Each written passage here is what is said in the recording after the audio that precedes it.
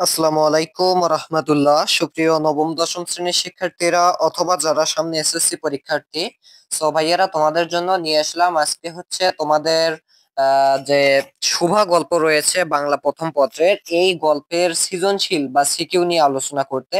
So তোমরা জানো যে তোমাদের এই গল্প থেকে কিন্তু সিকিউ প্রতি বছর এসে থাকে, প্রতি বছর প্রতিটি বোর্ডে এসে থাকে। বিশেষ করে যারা এসএসসি 26 তোমাদের শর্ট সিলেবাস দিয়েছে, সুতরাং তোমাদের কিন্তু মাস্ট বি এখান থেকে আসার সম্ভাবনা রয়েছে। সো আজকের ক্লাসে আমি কয়েকটি সিকিউ নিয়ে আলোচনা করব। তুমি যদি দেখতে পারো প্রথম থেকে শেষ পর্যন্ত এবং বুঝতে পারো, তাহলে আমি তোমাদেরকে গ্যারান্টি দিচ্ছি যে তোমরা কিন্তু মাস্ট বি এই শুভা গল্প থেকে সিকিউ তোমরা দিতে পারবে। ওকে, আচ্ছা। সো এই বাংলা প্রথম বা বিভিন্ন যে বইগুলো রয়েছে, এগুলোর ক্ষেত্রে ভাইয়া সিকিউ দেওয়ার একটা নিয়ম রয়েছে। নিয়মটা হচ্ছে তোমাকে আগে বইয়ের গল্পটা ভালোভাবে পড়তে হবে।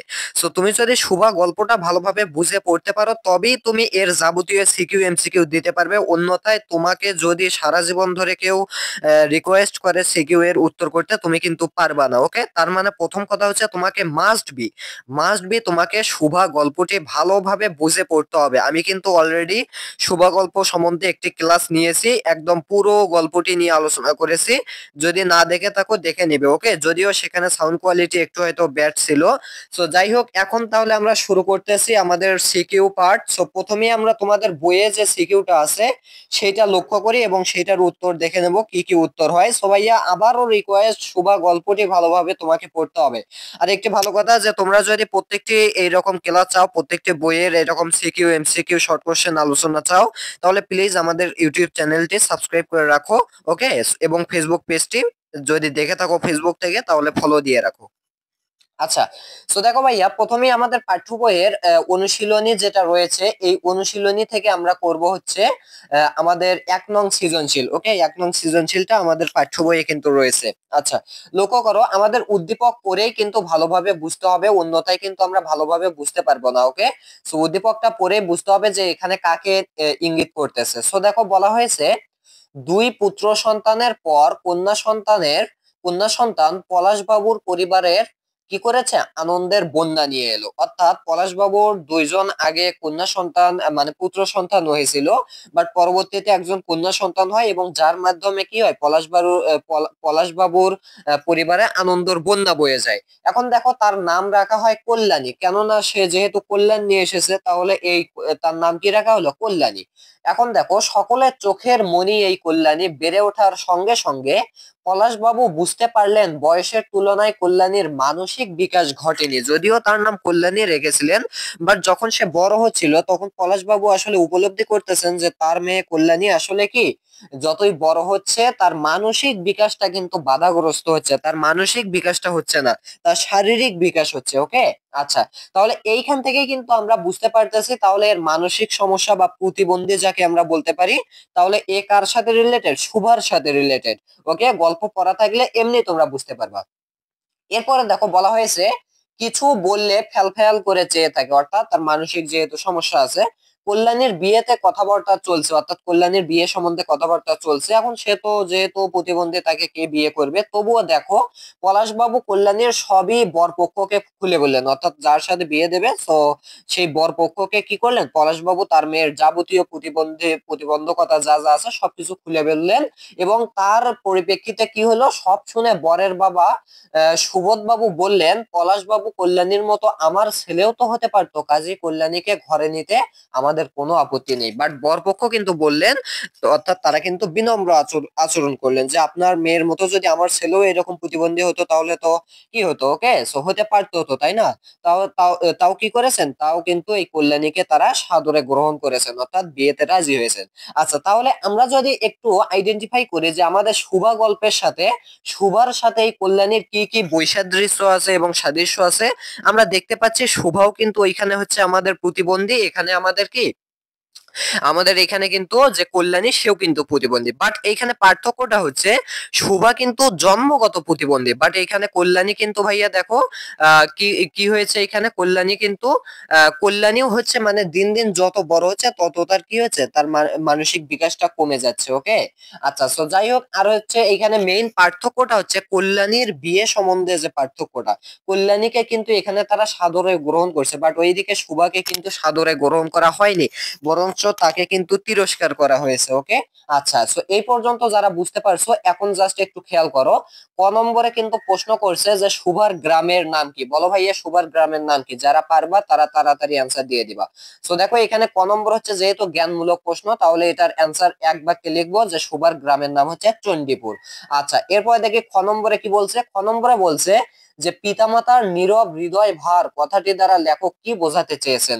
অর্থাৎ লেখক কিন্তু সুভা গল্পের মধ্যে এই বাক্যটা, এই উক্তিটা করেছেন যে কি পিতামাতার হৃদয় নীরব হৃদয় ভার, অর্থাৎ সুভা তাদের মাঝে কি একটা ভার হয়ে আছে, একটা বোঝা হয়ে আছে, এবং এটা এই তার পিতামাতা এটা কি করছে, নীরবে নিচ্ছে, প্রকাশ করতেছে না, জাস্ট নীরবে মনে করতেছে শোভা কি, শোভা আমাদের কাছে একটা ভার, ভার বহন করতেছে। ওকে, তো এখন দেখো এই কথাটা দ্বারা কি বোঝায় সেটা তোমাকে লিখতে হবে, আর যেহেতু এটা খ নম্বরে অর্থাৎ অনুধাবনমূলক প্রশ্ন, এটা আমরা এরকম দুইটা পয়েন্ট আকারে লিখতে পারি। কয় পয়েন্ট আকারে? 2 পয়েন্ট আকারে। কি কি? দেখো প্রথম নম্বর পয়েন্টে লেখা হয়েছে পিতামাতার নীরব হৃদয় ভার কথাটির মধ্য দিয়ে লেখক বাক প্রতিবন্ধী সুভার বিয়ের বয়স হওয়া সত্ত্বেও বিয়ে দিতে না পারায় পিতামাতার হৃদয়ে নীরব কষ্টকে বোঝাতে চেয়েছেন। অর্থাৎ পিতামাতা চাচ্ছে তাদের বিয়ে দিয়ে দেয়, তাহলে পিতামাতা বেঁচে যায়, অর্থাৎ তার ঘরে আর কোনো সমস্যা থাকে না, বাট তাকে তো কেউ বিয়ে করতেছে না, সো যার কারণে কি সে একজন নীরব হৃদয়ে ভার হয়ে আছে পিতামাতার কাছে। এরপর আমরা আরো একটা পয়েন্ট তুলে ধরতে পারি, সেটা হচ্ছে কি, সো দেখো শুভা বাণীকণ্ঠে ছোট মেয়ে, অর্থাৎ এখানে তুমি আলাদা এক্সট্রা কিছু যোগ করবা যেটা আসলে প্রশ্নের সাথে সঙ্গতিপূর্ণ না। সো আসলে কথা হচ্ছে কি, তোমাকে এইরকম বড় করে লেখার কোনো দরকার নাই, প্রথম পয়েন্টটা যেরকম করে লিখছো মেইন কথাটা, দ্বিতীয় পয়েন্টেরও জাস্ট মেইন কথাটা লিখবা, এত এই যে শুভা বাণীকণ্ঠের মেয়ে সে কথা বলতে পারে না এসব কিন্তু এখানে লেখার প্রয়োজন নেই। সো দেখো বাণীকণ্ঠ তার দুই মেয়েকে বিয়ে দিয়েছেন, সো এইখান থেকে লেখা লেখা শুরু করবা যে বাণীকণ্ঠ তার বড় দুই মেয়েকে বিয়ে দিয়েছেন কিন্তু বাক প্রতিবন্ধী হয় ছোট মেয়ে শুভাকে বিয়ে দিতে পারেননি, তাই শুভার ভবিষ্যৎ নিয়ে বাণীকণ্ঠ এবং তার স্ত্রী উভয়ই চিন্তিত, সন্তানের ভবিষ্যৎ চিন্তা করে তাদের হৃদয়ে নীরব কষ্ট সৃষ্টি হয়। লেখক সেই কষ্টকেই বলেছেন পিতামাতার নীরব হৃদয় বার। সো আশা করি বুঝতে পারছো, এটা হচ্ছে খ নম্বর বা অনুধাবনমূলক প্রশ্নের উত্তর। আচ্ছা, এরপর দেখো গ নম্বরে আমাদের কিন্তু অবশ্যই উদ্দীপক থেকে প্রশ্ন করবে। সো বলা হয়েছে যে উদ্দীপকের প্রথম অংশের বক্তব্য কল্যাণী ও শুভার যে বিশেষ দিকটির সঙ্গতি দেখানো হয়েছে তা ব্যাখ্যা করো। ভাইয়া বলা হয়েছে কি উদ্দীপকের প্রথম অংশ, এখন প্রথম অংশ কোনটা, অর্থাৎ প্রথম অংশ হচ্ছে এই যে কল্যাণীর যে কল্যাণীর কি, কল্যাণী ফ্যাল করে চেয়ে থাকে, অর্থাৎ তার মানসিক বিকাশ ঘটেনি, এইটা হচ্ছে প্রথম অংশ। আর দ্বিতীয় অংশ হচ্ছে কল্যাণীর বিয়ে সম্বন্ধে। ঠিক একই ভাবে কল্যাণীর এই প্রথম অংশ অর্থাৎ তার মানসিক বিকাশ ঘটেনি, এটার সাথে শুভার যে বিশেষ দিকটি, তাহলে কল্যাণীও এখানে কিন্তু প্রতিবন্ধী বা মানসিক প্রতিবন্ধী, শুভাও কিন্তু এখানে আমাদের বাক প্রতিবন্ধী, এইখানে হচ্ছে কিন্তু ভাইয়া সঙ্গতি রয়েছে, এখানে কিন্তু বৈসাদৃশ্য চাইনি, এখানে সাদৃশ্যটা চেয়েছে। তো দেখো গ নম্বরটা যেহেতু হচ্ছে আমাদের প্রয়োগ, তাহলে প্রয়োগ থেকে আমরা এখানে যেহেতু 3 মার্ক, তাহলে আমরা 3টা পয়েন্টে ভাগ করে লিখতে পারি। ওকে, সো প্রথম পয়েন্টে আমরা মেইন জিনিসটা লিখবো যে উদ্দীপকের প্রথম অংশের বক্তব্যে কল্যাণী ও শুভার শারীরিক প্রতিবন্ধিতার দিকটির সঙ্গতি দেখানো হয়েছে, ওখানে আমাদের শুভাও প্রতিবন্ধী এবং এখানে হচ্ছে আমাদের কল্যাণীও প্রতিবন্ধী, এটা হচ্ছে কল্যাণীর প্রথম অংশ উদ্দীপকের। ওকে, আচ্ছা, এটা হচ্ছে আমাদের মেইন কথাটা, আমরা কি করব, মেইন কথাটা হচ্ছে আমরা প্রথমে লিখবো। এরপর লক্ষ্য করো আমাদের যে একটু বিবরণটা লিখবো 2 নম্বরে, বাট বিবরণ নয়, 2 নম্বরে হচ্ছে তোমাকে নিজের ভাষা থেকে লিখতে হবে। নিজের ভাষা থেকে কি লিখবা, এই যে প্রতিবন্ধীদের উপর আমাদের আচরণ কেমন হবে সেইটা তুমি লিখবা হচ্ছে নিজের ভাষায় 2 নম্বরে। আর 3 নম্বর পয়েন্টে গিয়ে তুমি কি করবা, বিশ্লেষণ করবা। সো দেখো 2 নম্বর পয়েন্টে লিখবো যে শারীরিক প্রতিবন্ধিতার কারণে অনেকে সমাজে অবহেলার শিকার হয়, এতে সমাজের মানুষ হীনমন্যতার পরিচয় দেয়। প্রতিবন্ধীদের প্রতি সহনশীল হলে তবেই তারা বিকশিত হওয়ার সুযোগ পাবে এবং সমাজে সুন্দরভাবে জীবনযাপন করতে পারবে। ভাই একটা ট্রিক্স তোমাকে শিখিয়ে দেই, মনে রাখবা শুভা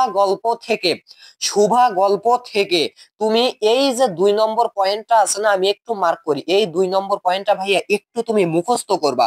প্রত্যেকটা সৃজনশীলের গ ঘ নম্বরে তুমি 2 নম্বর পয়েন্টে এটা লিখবাই লিখবা, লিখবাই লিখবা।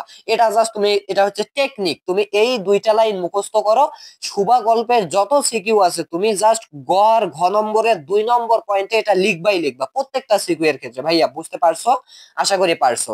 তাহলে এই এই আমাদের 2 নম্বর পয়েন্টটা একটু মুখস্থ রাখবা। আচ্ছা, 3 নম্বর পয়েন্টে এখন আমাদের এই যে শারীরিক প্রতিবন্ধকতার দিক থেকে যে সঙ্গতি আছে এইটা একটু তুলে ধরতে হবে। কিভাবে তুলে ধরবা? যে আমাদের উদ্দীপকে তার এইরকম শারীরিক প্রতিবন্ধতা, আমাদের গল্পে সুবার এইরকম শারীরিক প্রতিবন্ধতা, অর্থাৎ এই দিকটার দিকে সাদৃশ্যপূর্ণ। তাহলে আমরা লিখবো এইভাবে যে শুভা গল্পে শুভা কথা বলতে পারে না, আনন্দের বার্তা নিয়ে পৃথিবীতে এলেও কথা বলতে না পারার বিষয়টি কিছুটা শুভার বাবা মায়ের মনে নীরব হৃদয় ভারের জন্ম দেয়।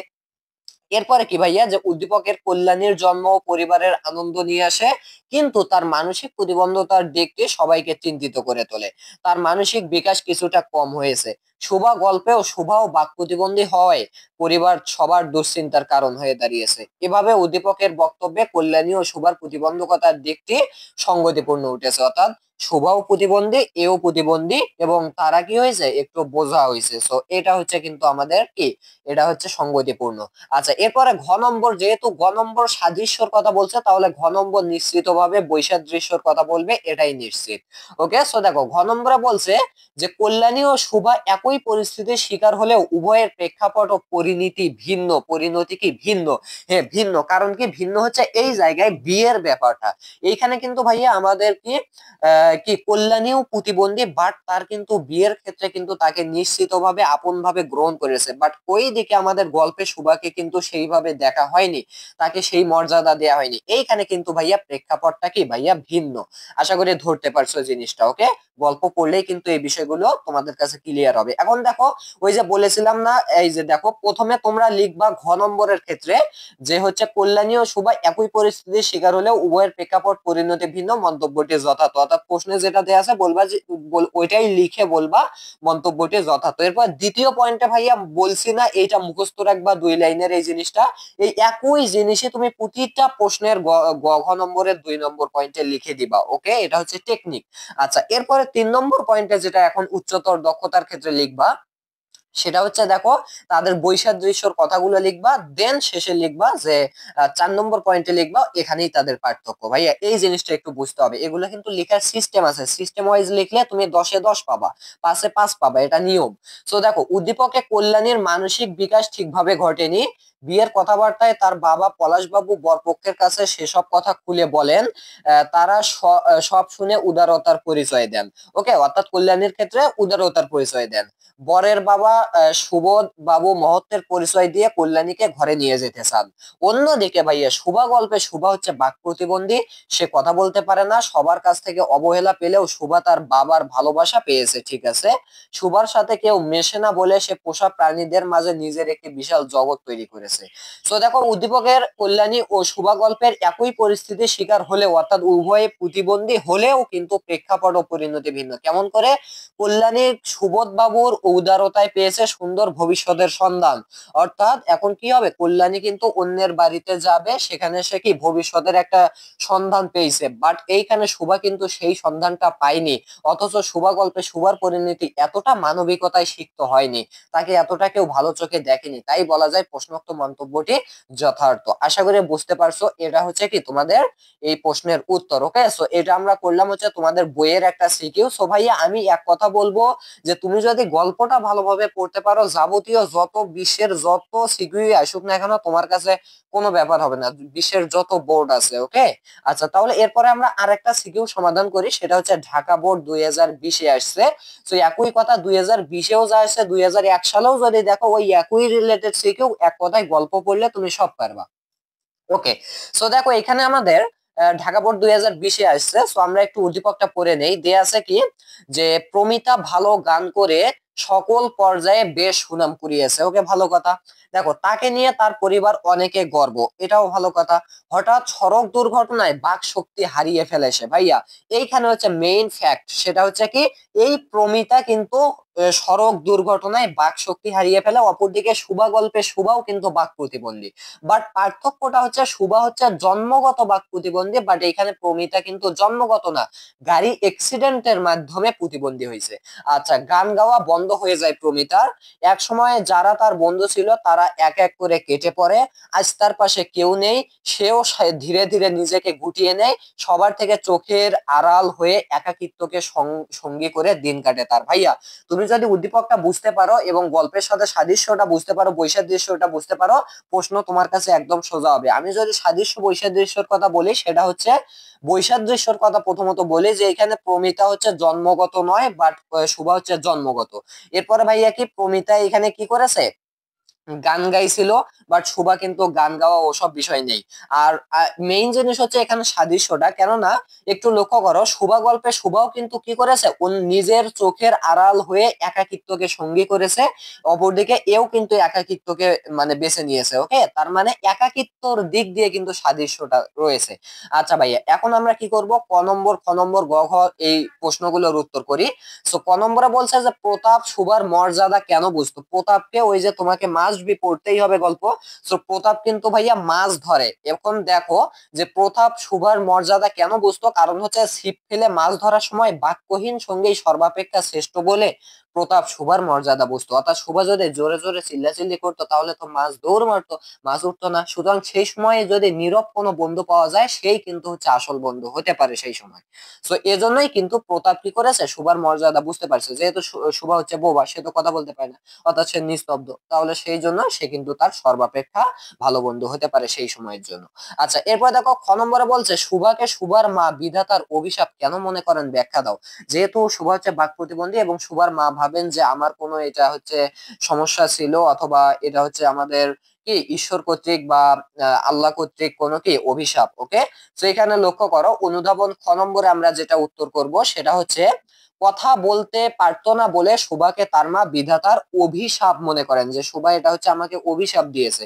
এরপর লক্ষ্য করো, এটা হচ্ছে আমরা প্রথমত মেইন জিনিসটা লিখবো, এরপরে একটু বর্ণনা করে লিখবো 2 নম্বর পয়েন্টে। তো কি লিখবো, যে শুভা গল্পে শুভা জন্ম থেকেই বোবা, তার অনুভব অনুভূতি থাকলেও মা তাকে মেনে নিতে পারেনি। সে শুভাকে তার গর্ভের কলঙ্ক মনে করত, কারণ মায়েরা কন্যা সন্তানকে নিজেদের অংশ মনে করে। অর্থাৎ মায়েরা কি মনে করে, কন্যা সন্তানকে নিজেদের অংশ মনে করে, অর্থাৎ মায়ের সমস্যা থাকলে কন্যারও সমস্যা হবে, এটা হচ্ছে তারা মানে, অর্থাৎ এটা একটা কুসংস্কার আর কি। তো দেখো, ফলে মেয়ের কোনো সমস্যা বা ত্রুটিকে মায়েরা তাদের নিজেদের ত্রুটি ধরে না, অর্থাৎ মেয়ের কোনো ত্রুটি মানে তার মায়ের নিজের কোনো ত্রুটি ছিল বিধায় এটা হয়েছে। তো দেখো, সুভার মায়ের ক্ষেত্রেও তাই ঘটেছে। সুভা কথা বলতে পারতো না বলে সুভার মা তাকে বিধাতার অভিশাপ বলে মনে করতো। সে নিজের ত্রুটির কথা স্মরণ করে সুভাকে দেখলে বিরক্তি বোধ করতো। সো এই হচ্ছে ভাইয়া জিনিস। তাহলে এটা তোমরা কিন্তু বই পড়লে নিশ্চিত ভাবে আমি জানি উত্তর তোমরা দিতে পারবা, বিশেষ করে আমি যেহেতু ক্লাসটা নিয়েছি ওটা প্লিজ করবা।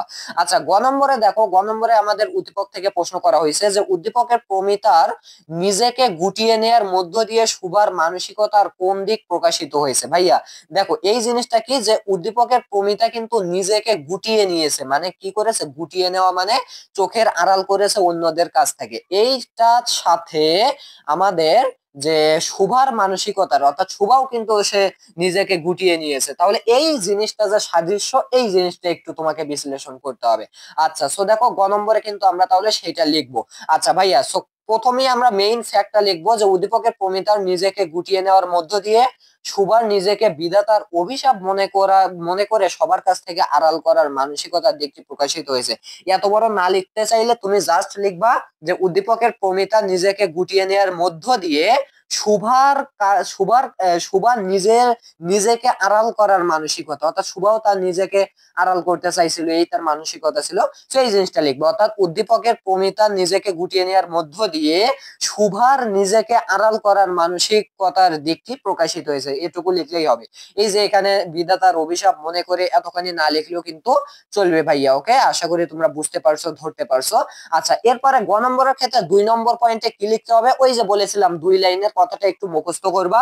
প্রত্যেকটা সিকিউ এর ক্ষেত্রে এটা হচ্ছে টেকনিক, প্রত্যেকটা সিকিউ এর ক্ষেত্রে গ ঘ নম্বরে 2 নম্বর পয়েন্টে তুমি এটা লিখবা। আচ্ছা, এরপরে দেখো ভাইয়া, যেহেতু এটা হচ্ছে প্রয়োগ, 3 নম্বর পয়েন্টে আমাকে একটু বিস্তারিত লিখতে হবে। তো বিস্তারিত কি লিখবো, যে উদ্দীপকের প্রমিতা হঠাৎ দুর্ঘটনার শিকার হয়ে বাক শক্তি হারিয়ে ফেলা এবং সেই কারণে পরিবার ও সমাজের লোকজনের অবহেলার শিকার হওয়ার বিষয়টি তুলে ধরা হয়েছে।